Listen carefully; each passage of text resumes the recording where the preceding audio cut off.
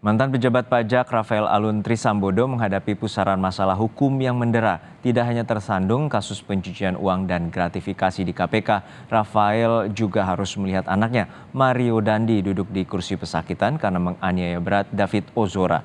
Rafael kini terjerat antara kasus harta dan tahta yang mendera keluarganya.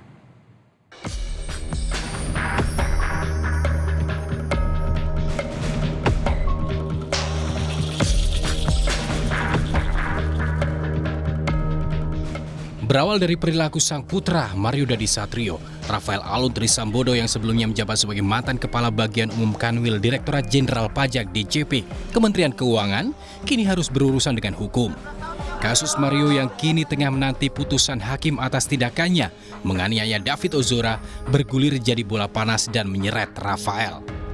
Pasalnya, selain menganiaya, Mario juga kerap memamerkan harta mewah seperti mobil dan moge di laman media sosialnya.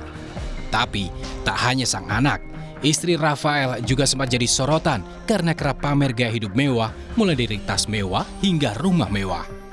KPK pun turun tangan mengusut harta kekayaan Rafael sebagai pejabat negara. Dari penyidikan yang dilakukan, KPK menetapkan Rafael jadi tersangka. Awalnya Rafael dikenakan pasal penerimaan gratifikasi sebesar $90.000 Amerika.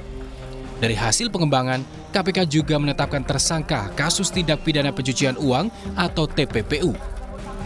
Dalam dakwaan, tim jaksa KPK memaparkan seluruh dugaan perbuatan pidana Rafael dalam kasus saat ini dan KPK menduga Rafael menerima gratifikasi sebesar 16,6 miliar dan dugaan pencucian uang sebesar 94,6 miliar rupiah dengan total nilai korupsi mencapai 111,2 miliar rupiah. KPK menyebut kasus ini merupakan kasus pertama yang berasal dari pemeriksaan LHKPN. Tentu KPK secara cermat akan menyusun dakwaan dan mempersiapkan alat-alat bukti karena ini sebagaimana kita ketahui berbasis dari LHKPN ya. Tidak menjadi kebiasaan KPK berbasis penyelidikannya berbasis dari LHKPN. Kalau ini sukses, maka kemudian terobosan ini akan menjadi preseden baru dari hasil LHKPN. Aset Rafael pun disita KPK. Salah satunya rumah kontrakan yang terletak di Meruya, Jakarta Barat, juga rumah di Simpruk hingga Indekos di Blok M, Jakarta Selatan. Tak hanya bangunan, satu motor gede Triumph 1200 cc milik Rafael yang ada di Yogyakarta dan dua mobil mewah milik Rafael di Solo juga telah disita. Total nilai aset yang disita 150 miliar rupiah. Setelah sejumlah hartanya disita, Rafael menyatakan tak bersedia menanggung restitusi atau biaya pengobatan yang dibebankan pada anaknya Mario Dandi. Pernyataan itu disampaikan melalui sebuah surat yang ditulis Rafael dari balik jeruji besi dan dibacakan penasihat hukum Mario di persidangan. Rafael Alun menilai sang anak sudah dewasa sehingga bisa membayar restitusi secara mandiri. Dengan berat hati kami tidak bersedia untuk menanggung restitusi tersebut dengan pemahaman bahwa bagi orang yang telah dewasa maka kewajiban membayar restitusi ada pada pelaku tindak pidana. Bahwa benar sikap kami pada awal kejadian perkara ini berkehendak membantu tanggungan biaya pengobatan korban. Sehingga kami memberanikan diri untuk menawarkan bantuan biaya pengobatan korban. Namun untuk saat ini kami mohon untuk dipahami kondisi keuangan teraktual keluarga kami yaitu sudah tidak ada kesanggupan serta tidak memungkinkan untuk memberikan bantuan dari segi finansial. Kini baik Mario Dandi dan sang ayah Rafael Alun sama-sama tengah menghadapi jalan panjang persidangan. Rafael menghadapi persidangan perdananya di Pengadilan Tipikor sementara sang anak menanti putusan hakim yang akan dibacakan pada 7 September mendatang. Tim Liputan Kompas TV. Untuk mengetahui informasi lengkapnya kita sapa jurnalis Kompas TV Tifal Solesa yang saat ini berada di Pengadilan Tipikor Jakarta. Tifal, apa saja poin dakwaan yang telah dibacakan oleh jaksa dari KPK terhadap terdakwa Rafael Alun Trisambodo?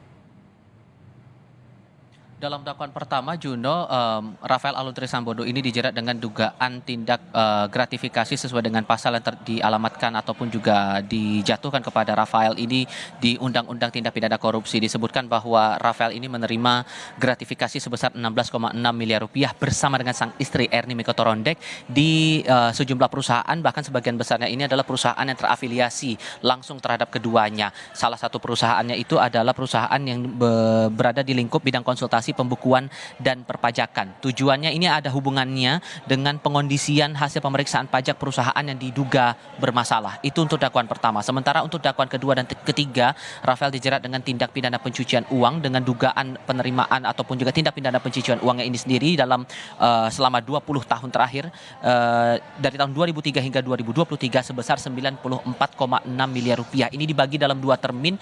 Untuk dakwaan kedua ini dijerat dengan tindak pidana pencucian uang atas upaya pencucian uang yang dilakukan Rafael dalam tahun 2003 hingga 2010. Sementara untuk dakwaan ketiga ini jerat TPPU dialamatkan kepada Rafael saat ia sudah menjabat sebagai pejabat di lingkungan Direktorat Jenderal Pajak Kementerian Keuangan. Nah, atas hal ini pula Rafael Alun Trisambodo merespons dakwaan dari Jaksa Penuntut Umum dari Komisi Pemberantasan Korupsi dengan melayangkan nota keberatan. Nah, rencananya nota keberatan itu akan disampaikan oleh tim penasihat hukum Rafael Alun Trisambodo pada sidang berikutnya pekan depan di hari Rabu tanggal 6 September tahun 2023. Selepas proses sidang tadi sebetulnya tidak ada tanggapan apapun baik itu dari Rafael Alun Trisambodo maupun juga sang istri Erni Mikotorondek yang ikut menyaksikan proses sidang pertama di Pengadilan Negeri Tindak Pidana Korupsi Jakarta Pusat. Sementara untuk pencermatan dari penasihat hukum Rafael sendiri mengaku sudah ada beberapa poin yang akan disampaikan nanti dalam nota pembelaan atau nota keberatan yang bakal dilayangkan dalam sidang pekan depan. Tapi poin apa itu yang dimaksud? Ini yang juga menarik untuk dicermati dalam sidang berikutnya, mengingat jadwal eksepsi atau penyampaian nota eksepsi dari terdakwa dan juga penasihat hukumnya ini 1 hari sebelum vonis yang dijatuhkan oleh Hakim Pengadilan Negeri Jakarta Selatan terhadap sang anak Mario Dandi Satrio. Jono. Terima kasih atas laporan lengkap Anda, Tifal Solesa dari Pengadilan Tipikor Jakarta.